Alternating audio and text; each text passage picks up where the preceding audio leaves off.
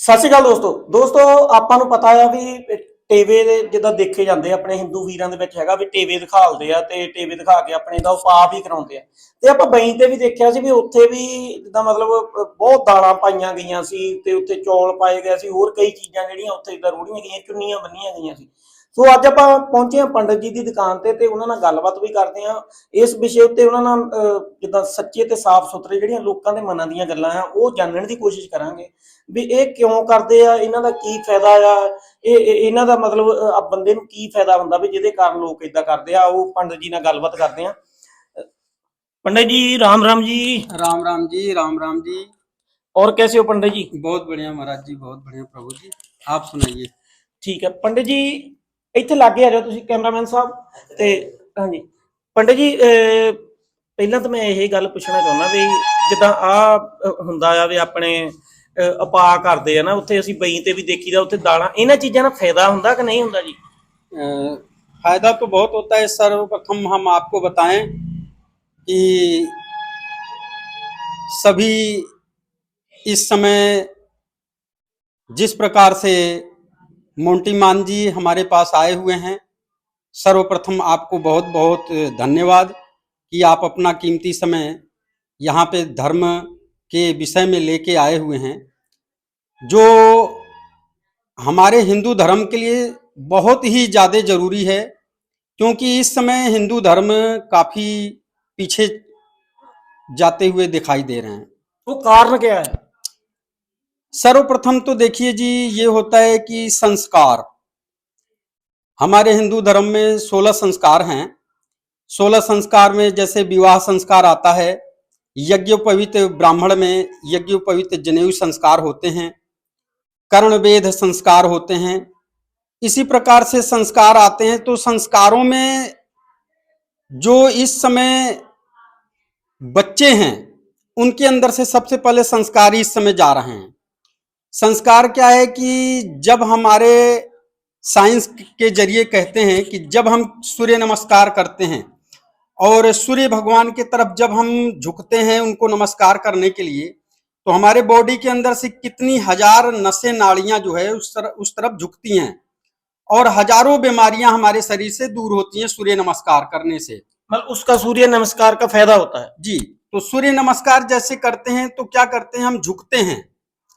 तो संस्कार में ये भी आता है कि कहा गया है कि अगर हम किसी को प्रणाम करते हैं तो प्रणाम का मतलब होता है कि पैरों के दोनों अंगूठे को जब हम टच करते हैं और मस्तक से लगाते हैं तो उसको बोलते हैं प्रणाम। लेकिन यही संस्कार इस समय चले गए हैं। आज के डेट में क्या है कि अगर किसी ने किसी को प्रणाम करना है तो गोड्डे को हाथ लगाते हैं और बोलते हैं मत्था टेकदा जी। तो इससे क्या होता है, गोड्डे की एक तो गिरीश चली जाती है हाथ लगाने से। जी, संस्कार नहीं है ना, गोड्डे को मत्था टेकना हमारे संस्कारों में आता ही नहीं है।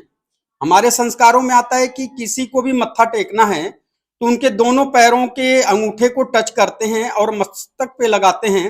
तो साइंस कहता है कि हमें एनर्जी प्राप्त होती है।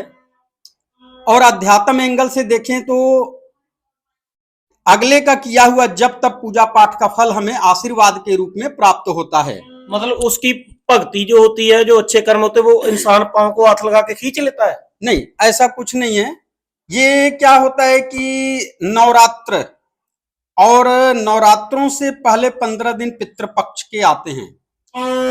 जैसा कि आपने पूछा कि ये चीजें क्या सत्य हैं, अगर हमारे शास्त्र कहते हैं कि अगर माता रानी शेरा वाली माता बड़ी हैं, तो अगर शेरा वाली माता बड़ी हैं तो पहले नवरात्र शुरू होना चाहिए था, उसके बाद 15 दिन पितृपक्ष के शुरू होने चाहिए थे। लेकिन ऐसा नहीं होता है। होता क्या है कि पहले 15 दिन पितृपक्ष के आते हैं, उसके बाद अमावस्या लास्ट श्राद्ध होता है। अमावस्या के बाद पहली तिथि शुरू होती है नवरात्रों की, पहला नवरात्र।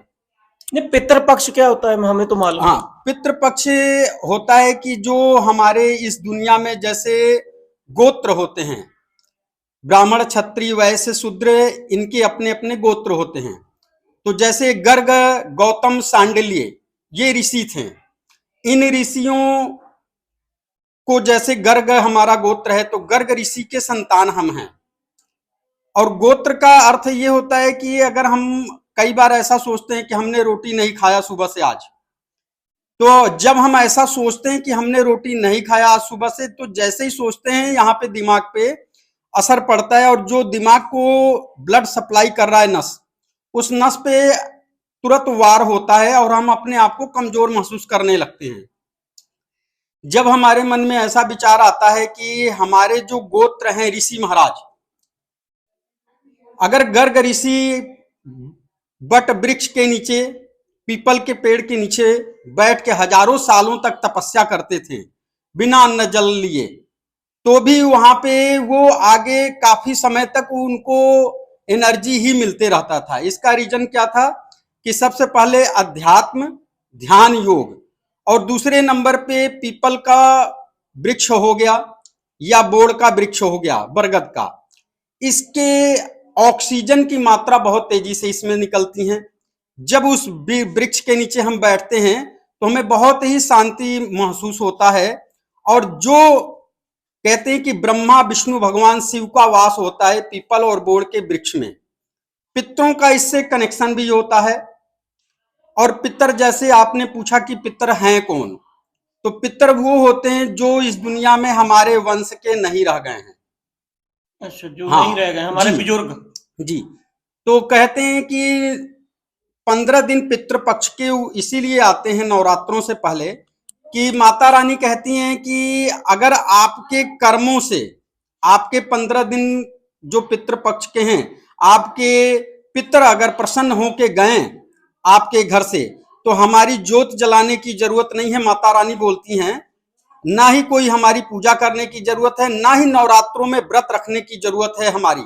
ऐसा माता रानी कहती हैं कि सिर्फ हम नवरात्रों में इसलिए आते हैं कि 15 दिन पितृपक्षों में जिनके पितर प्रसन्न हो गए हैं कर्मों से, और जो जीवित अवस्था में घर में बड़े बुजुर्ग बैठे हुए हैं, वो अगर खुश हैं बच्चों से, तो माता रानी शेरा वाली माता सिर्फ उन्हें आशीर्वाद देने के लिए ही आती हैं नवरात्रों में।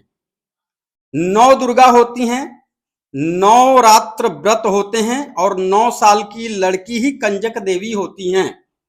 9 साल से ऊपर जो देवी हो गई हैं उनको कंजक नहीं खाना चाहिए। इससे अगर कंजक 9 साल की उम्र के बाद अगर जो देवी कंजक खाती हैं, उनका शुक्र ग्रह धीरे धीरे डाउन होते जाएगा। ये ग्रहों का बारे में बताना, जैसे शनि ग्रह होता है, ये हमने सुना तो है, मगर जी, उसका जी, प्रभाव क्या होता है, ये थोड़ा सा जानकारी दे जी, दीजिए। आपने स्टडी की हुई है इन पे? जी, जी। हाँ जी, बताइए थोड़ा सा। हम जी संपूर्णानंद संस्कृत विश्वविद्यालय वाराणसी से शास्त्री किए हुए हैं, और ज्योतिष और कर्मकांड हमारा विशेष रूप से विद्या अध्ययन हुआ है। जैसा कि हम आपको बताएं, सर्वप्रथम चंद्रमा, चंद्रमा मन, आत्मा और पराक्रम इसका मालिक है, और माँ और पृथ्वी माँ, इनका मालिक चंद्रमा है, जिसके पास करोड़ों रुपए भरे हुए हैं, अरबों रुपए हैं, लेकिन मन में शांति नहीं है। इसका मतलब अगले का चंद्र नीच का है, मतलब चंद्र उसका डगमगा रहा जी, है। जी। यानी कि पूर्ण रूप से माँ का आशीर्वाद उस बच्चे के ऊपर नहीं है, और जिस बच्चे के ऊपर माँ का पूर्ण आशीर्वाद नहीं है वो मन से कभी सुखी नहीं रहेगा, क्योंकि मन हृदय के अंदर है, आत्मा यहाँ है। और पराक्रम, जब आत्मा से हम मजबूत होंगे और मन हमारा पावरफुल होगा, तो पराक्रम यानी कि जय हमें प्राप्त होगा, हर क्षेत्र में, हर लाइन में जीत मिलेगी।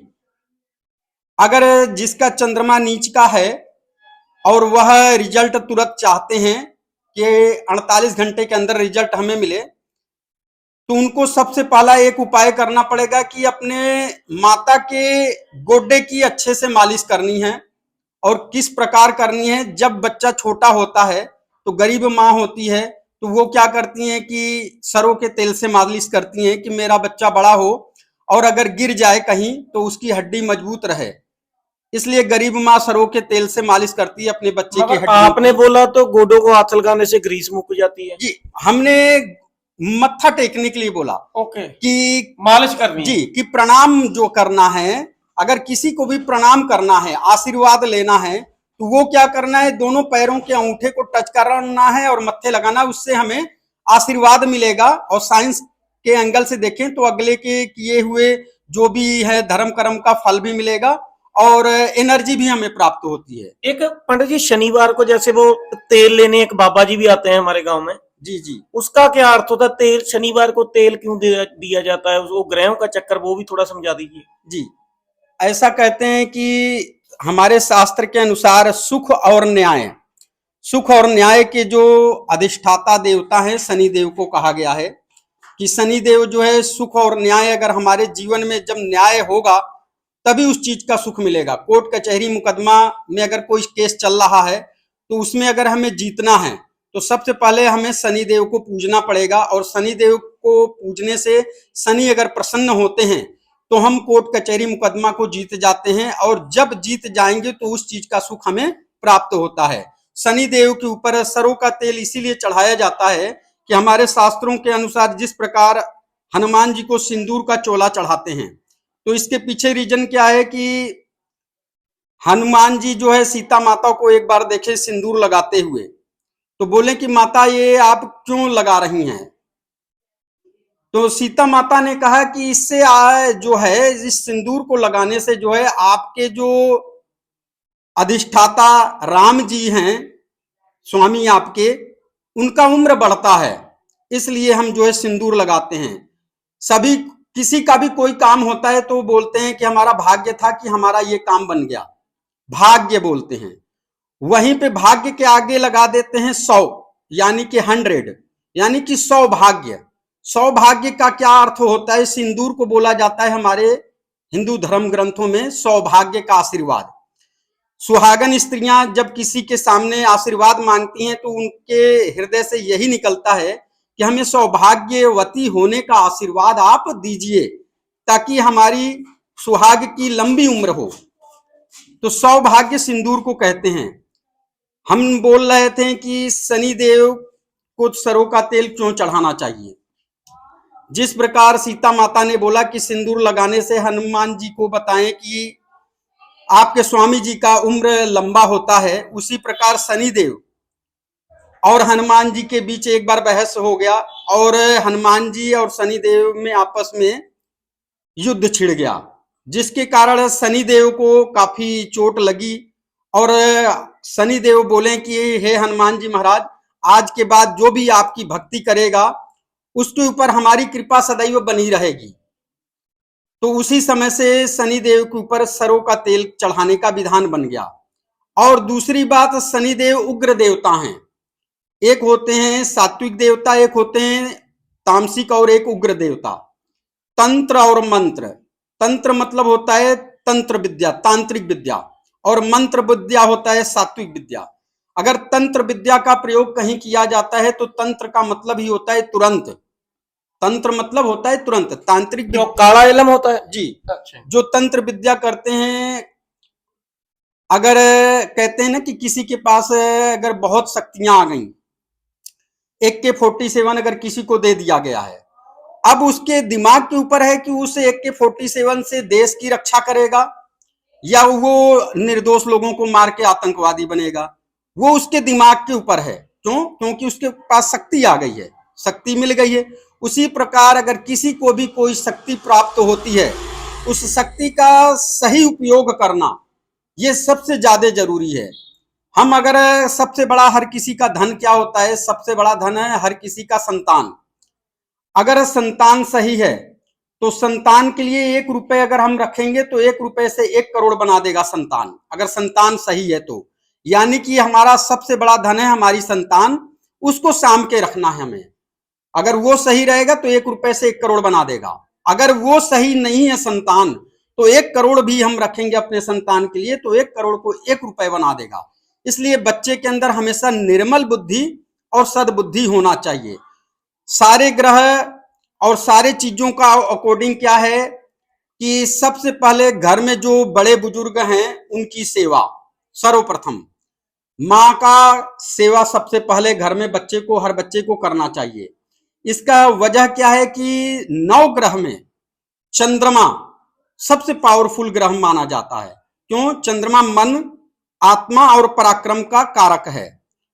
अगर मन से हम मजबूत होंगे तो हमारी आत्मा पावरफुल होगी, और पावरफुल होने से हर क्षेत्र में हम विजय प्राप्त करेंगे। पंडित जी, जैसे घर में कोई माँ अपनी को भी खाना नहीं दे रहा, जी ठीक है, और किसी ने उसको बता दिया भी तुम्हारे ग्रह ढीले चल रहे हैं तो तू जा भी उत्थे दाल पाया, चौल पाया, आ पाया, ਤੇ ਫੇਰ ਕੀ ਗੱਲ ਵੀ ਉਹਦਾ ਉਪਾਅ ਇਦਾਂ ਕਰਨ ਨਾਲ ਤੇ ਹੋ ਜਾਊਗਾ ਜੀ? ਉਹ ਮਾਂ ਦੀ ਸੇਵਾ ਕਰਨੀ ਜ਼ਰੂਰੀ ਆ ਜਾਂ ਇਹ ਮਤਲਬ ਦਾਲ ਚੌਲ ਪਾਉਣੇ ਜ਼ਰੂਰੀ? जी नहीं, देखो जी, जब तक मन मजबूत नहीं होगा तब तक हर क्षेत्र में हम जितना मर्जी पावरफुल हो जाएं, हम आगे नहीं बढ़ सकते हैं।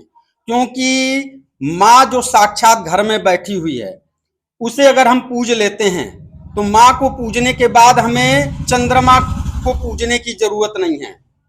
माँ को पूज लिए तो चंद्र को पूजने की जरूरत नहीं है। इसका एग्जाम्पल इस तरीके से हम आपको दे रहे हैं कि देखो जी, नवग्रह में जो चंद्रमा है वो सबसे पावरफुल ग्रह है, और चंद्रमा माँ होती हैं। जो अपने माँ का सेवा कर लिया, उसके गेट के बाहर कहते हैं कि भगवान भी खड़े होते हैं कि इस बच्चे के हाथ से हम भिक्षा ले लें, ये हमारा सौभाग्य है।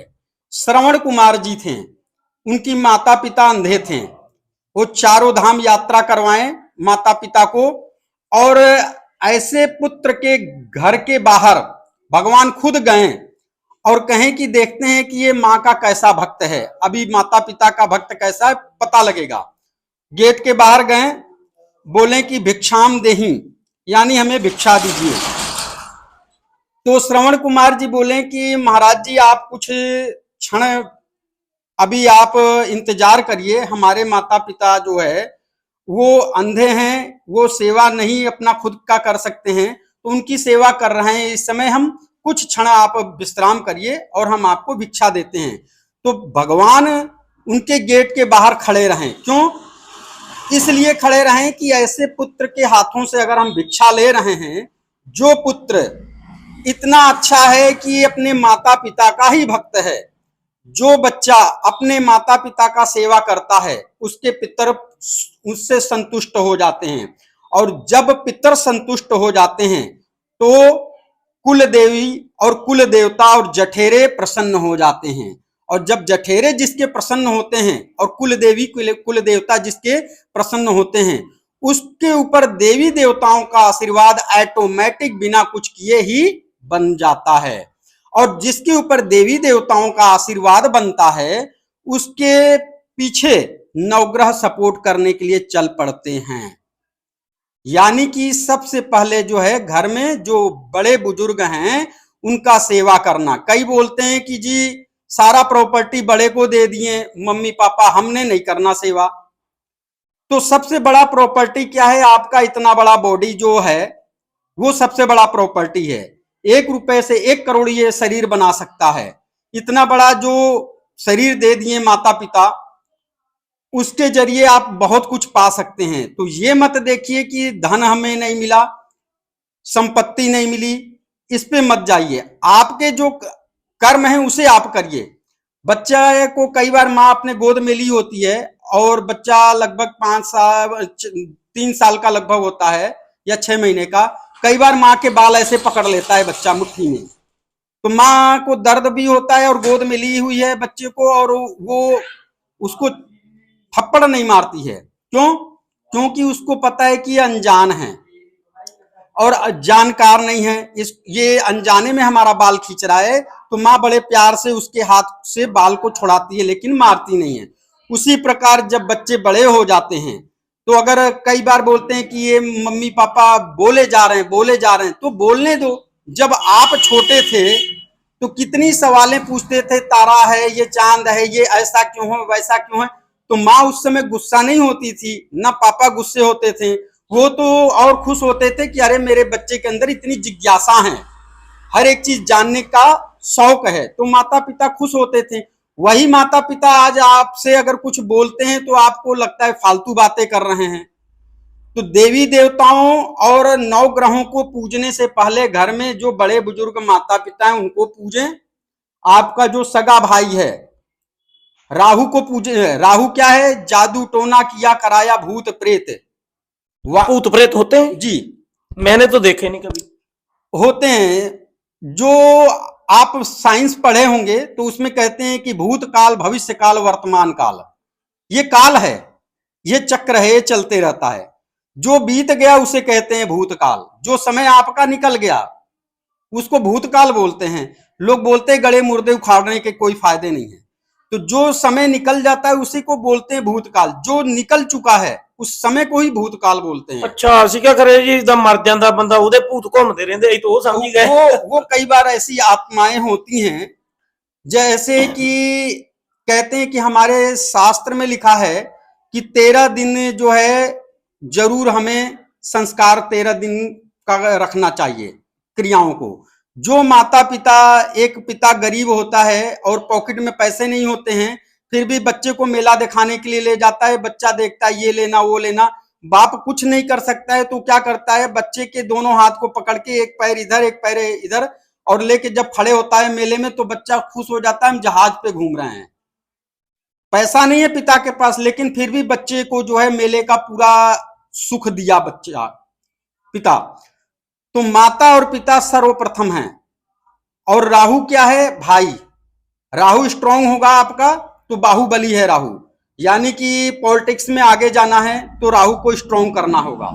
और सूर्य को, मतलब जो कामयाब पॉलिटिशियन है उन्होंने, मतलब आपके कहने का मतलब है भी उपाय करके अपना राहु स्ट्रांग किया है, वो क्या या खुद ही हो जाता क्या है? होता है कि जब चुनाव का समय आता है तो आप कई ऐसे प्रतिष्ठित नेता होते हैं जो वाइन उस समय चुनाव के समय में बांटते हैं, पेटियां शराब की बांटते हैं।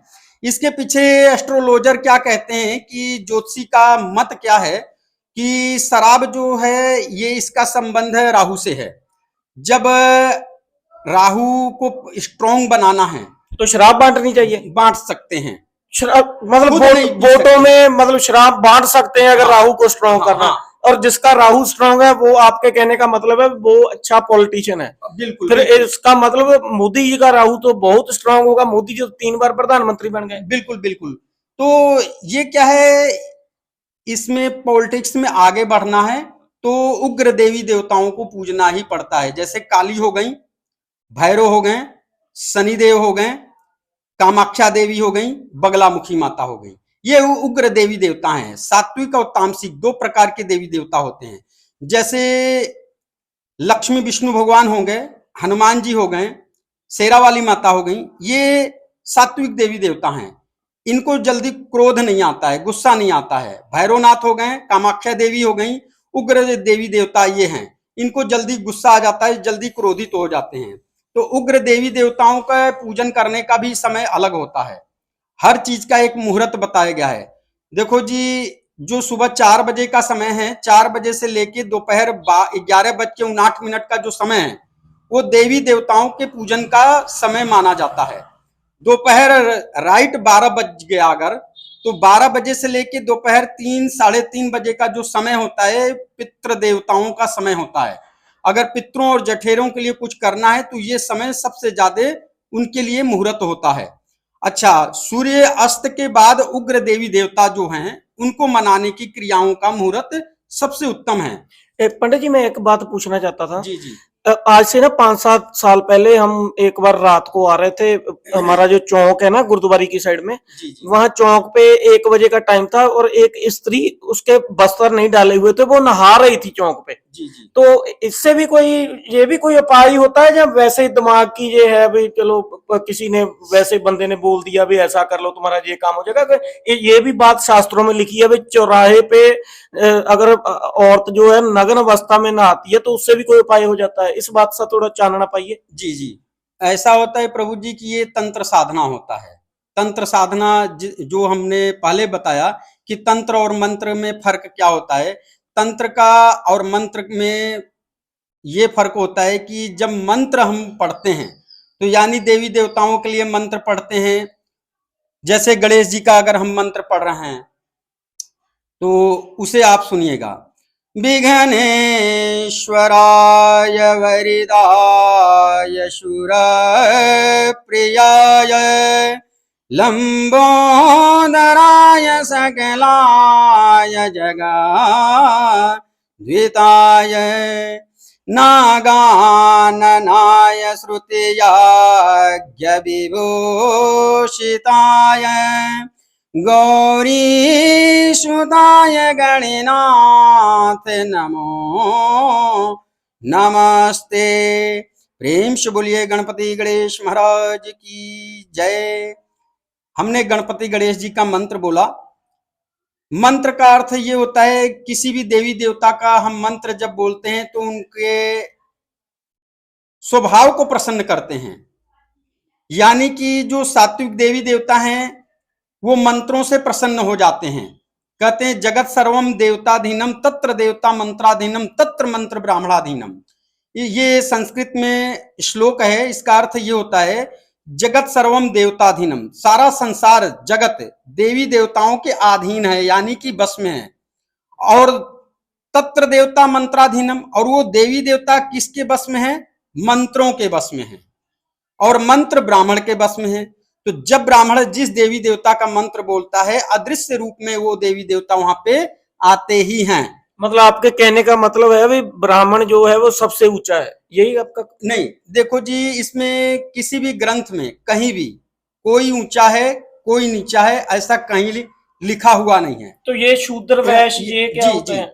जैसे मान लीजिए ब्राह्मण क्षत्रिय वैश्य शूद्र, ये 4 वर्ण बताए गए हैं गीता में भी, और हर ग्रंथ में बताया गया है कि 4 वर्ण हैं। जैसे आपके सिर के ऊपर का हिस्सा है, ये गले के ऊपर जितना हिस्सा है इसको आप मत्था बोलते हैं, ठीक है। तो जब ये मत्था है और उसके बाद ये